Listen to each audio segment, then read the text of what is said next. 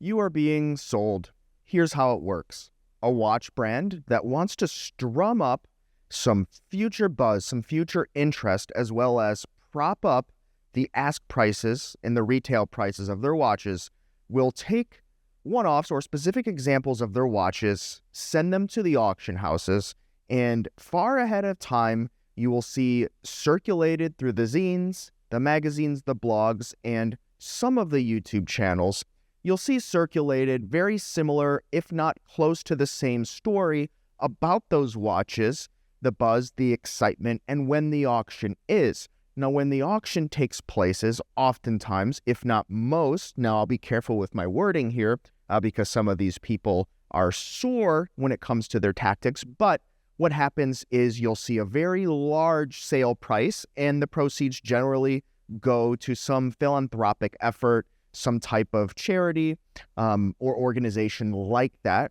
And that will strum up a lot more news, buzz, and coverage. And then thereafter, the brand will unveil the full lineup, which may or may not be different than the watches that were displayed or sold at the auction. And in which case, you'll find out that the prices are much higher than maybe they would have been if the auction did not take place. Now, that scenario here, I believe, is happening with Universal Genève, a brand that I like, a brand that I think makes some of the best bang for buck vintage watches with some historical heritage and significance that you can buy on the market, especially looking for an approachable price point watch. Now, this brand was purchased, or the rights to it was purchased back at the end of 2023 by Breitling with the plans of rebuilding it and coming out with many watch geeks, including myself, dream to bring back that kind of smaller size classic dress watch, a dress watch, the pole router, designed by Gerald Genta to be worn by SAS Airlines to be flown over the North Pole. So it does have some significance. Now you see today, especially if you read the zines, the magazines, go look at your favorite one.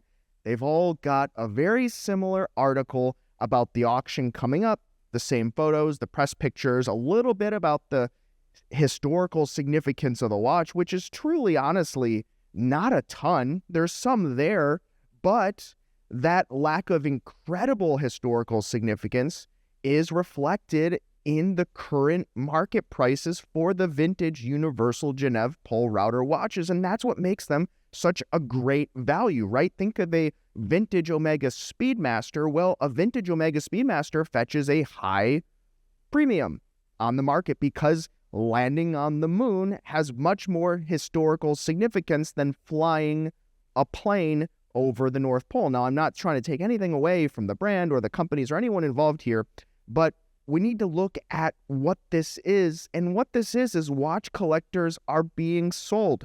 This is, in my opinion, a long trickle of news stories that we'll see released to generate more buzz and demand because Breitling is not stupid.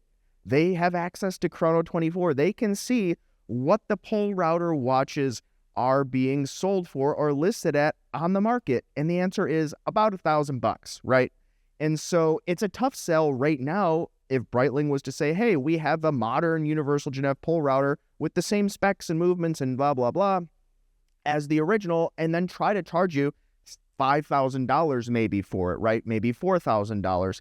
It's a hard swing when you could maybe buy something very close, if not the same, for about $1,000, right? That's a difficult task. And so that's the task that they have at hand, and that's what's happening here today. And so I've been asked a handful of times by different collectors, hey, what do you think about this new Universal Genève watch that's going to be coming out, the reboot? And I think the answer is they look nice. They look great. And I think they did, at least based on what we see here so far, I think they did, a service to the vintage brand to try to uphold what it was for the diehard collectors. But where I think the most difficult task Breitling has here is to try to convince others that don't care much, if at all, or even know about Universal Genève, that it's significant and that they should, and not only that, that they should pay modern day pricing for what has been a long dead brand.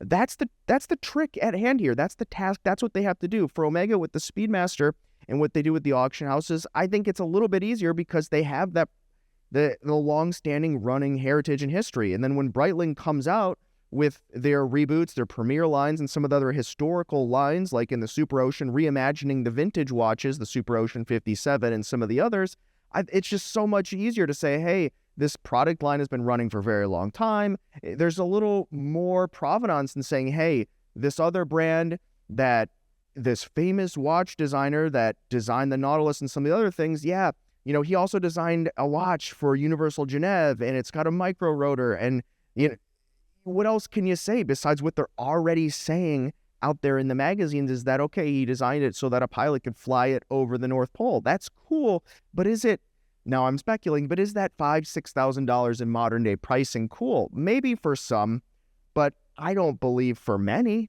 You'd have to be one of us. You'd have to be a diehard watch collector, and I don't know if you could make a brand that's known in the market currently in the diehard collector communities as being bang for buck, good value watches, modern day pricing, which if you pay for a watch today at retail, it's generally not great bang for buck, just knowing you can get it lower in the gray market or you can get it better pre-owned.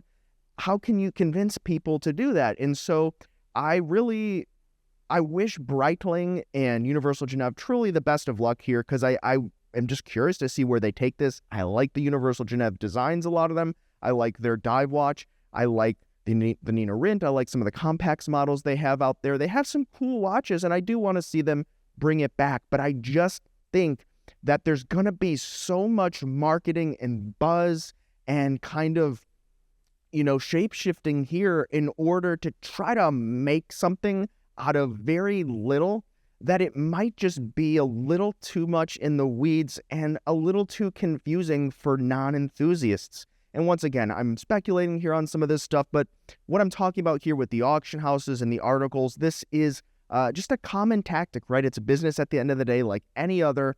And so I think it's important that we look at, hey, what can we buy a pole router at today? And what are we going to have to buy a modern day version for in the future? And if you like the pole router watch, why not grab one today while you can, before they dry up, before they release more? And who knows what's to happen to the market. So if you've been on the fence about a vintage pole router, pick one up, $1,000, $1,500, put it in the collection if you like it and love it, and see what happens. I don't think it's a bad strategy. And I just wanted to share this with you guys here today, because I see the same things brands do over and over. And I just like talking about it, being transparent, because I've seen it so many times being in the watch industry. And just a video here to share that with you guys. I'd love to see and hear your opinions about this in the comments below. I know I haven't released a video in some time here. I've been working on my wholesale watch marketplace, chronograbs.com, where, you know, dealers and those that are in the trade can buy and sell watches wholesale. So I've been spending a lot of time with that and just doing other things. So I apologize I haven't uploaded a video. I hope I can free up a little more time in the future to release some more topics. And if you have any ideas of things you'd like to hear me talk about, please leave that in the comments below as well. And we'll see you next time. You've been chatting with John P.